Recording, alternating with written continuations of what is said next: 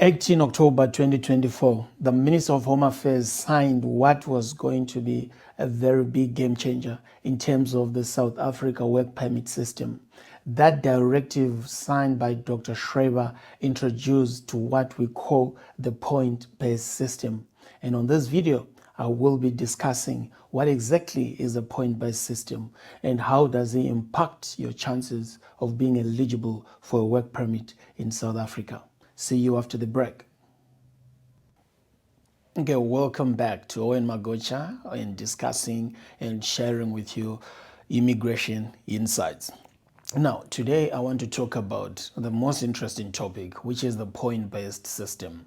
Now, we understand that South African immigration system, when it comes to the work permit, is not very diverse. It is limited and very few options. And I'm going to tackle what exactly is the Department of Home Affairs trying to achieve and how and where are they taking it to. Now, firstly, in the year 2024, the Minister of Home Affairs, the new minister, Dr. Schreiber, introduced what is called the point-based system.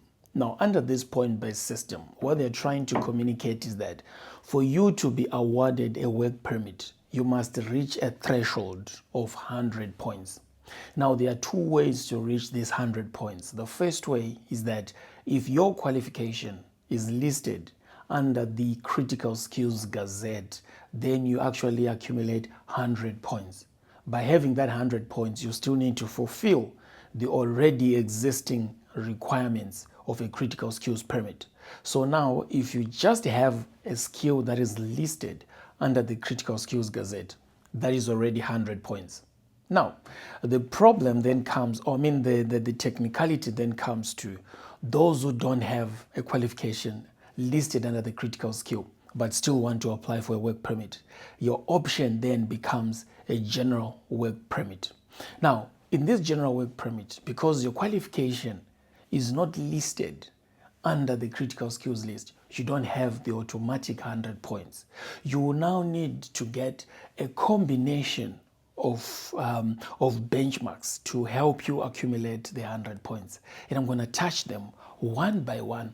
And as I take you through this benchmark of the different criteria of measuring your 100 points, you will see where you stand and you'll see where you need to correct or if there are areas where you need to improve, if it is your ambition to get a work permit in South Africa, okay?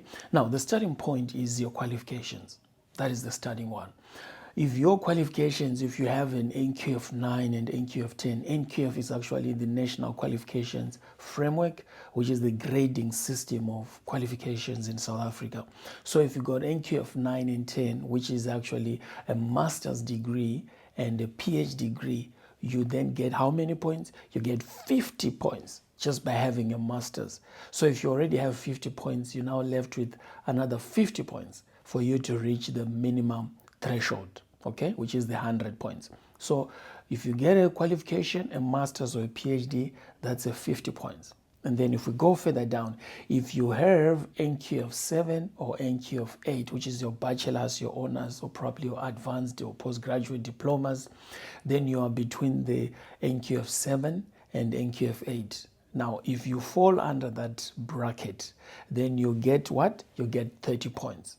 So, which means if you are in this class of qualifications, you are left with 70 points. And those with PhDs and masters, they will be now looking for another 50 points. Now let's get to the second parameter of measuring and accumulating points. It becomes now the offer of employment. Now, South Africa have introduced a very interesting point, and they're trying to be at par with the global immigration benchmarks in different other countries. As you are aware that for you to get sponsored in other countries, there are minimum salary benchmarks. Ideally, South Africa did not have that all along, and they're actually introducing it for the first time.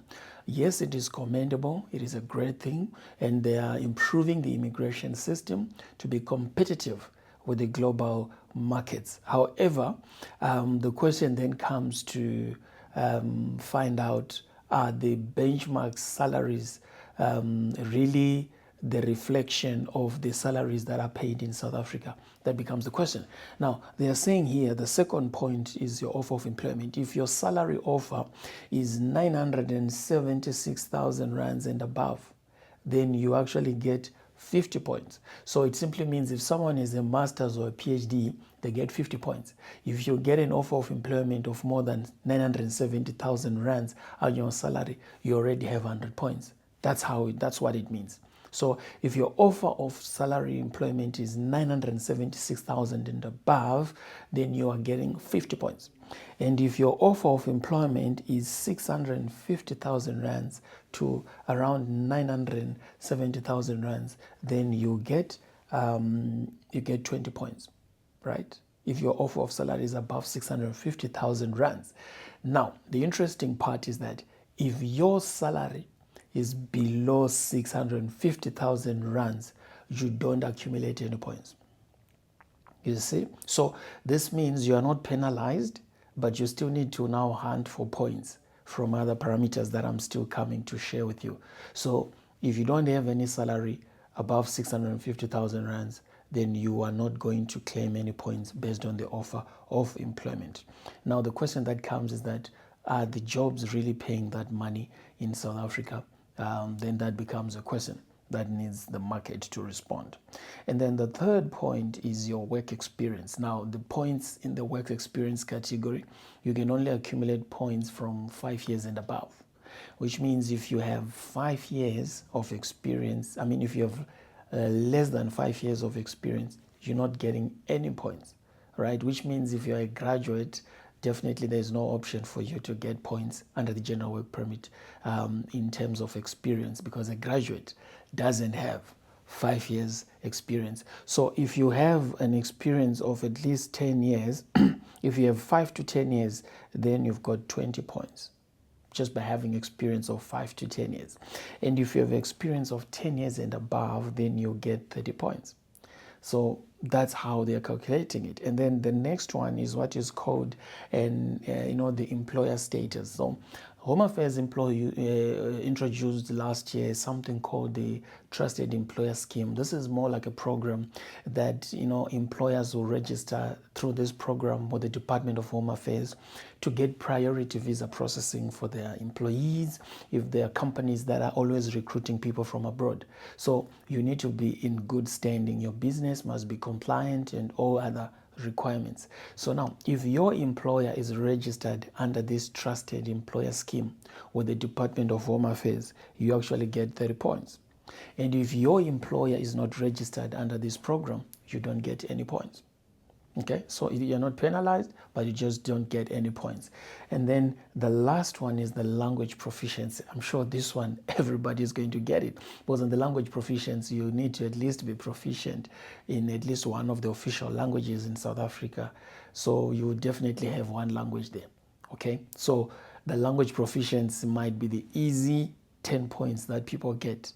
But for many people, coming out with 100 points under that classification has been a mission, even though the employers are trying to get these people. That has been the issue. Now, the only people that have been excused from applying the point system are the ZEP holders. Okay, there's a directive that was issued by the minister that said the point system is not going to apply to the Zimbabwe exemption permit holders, meaning those people can apply to the general work permit if that is their preferred pathway, and they don't have to comply with the 100 points threshold.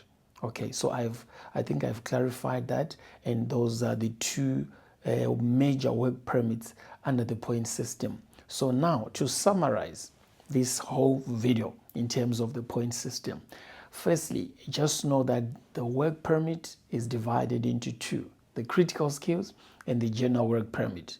Now, for you to comply under the general work permit, you need to have 100 points threshold, and you get a combination of of pointers that point you to the 100 points. That can be the level of qualification, your level of experience, your salary range, your employer status, your language proficiency, among the other factors. And if you don't meet 100 points, you will not be eligible. And then on the other hand, if you have a skill that is listed under the Critical Skills Gazette, then you automatically get 100 points. However, apart from getting the 100 points threshold, you still need to fulfill the rest of the other requirements that come with the work permit. I hope I've clarified it. And of course, we'll always share any updates that are coming due to prevailing practice. In the event that you want any immigration support in terms of the South Africa immigration system, please don't hesitate to check our contact details in the description and in the pinned comment section. Remember to like, to share, and subscribe. See you on the next episode. Thank you.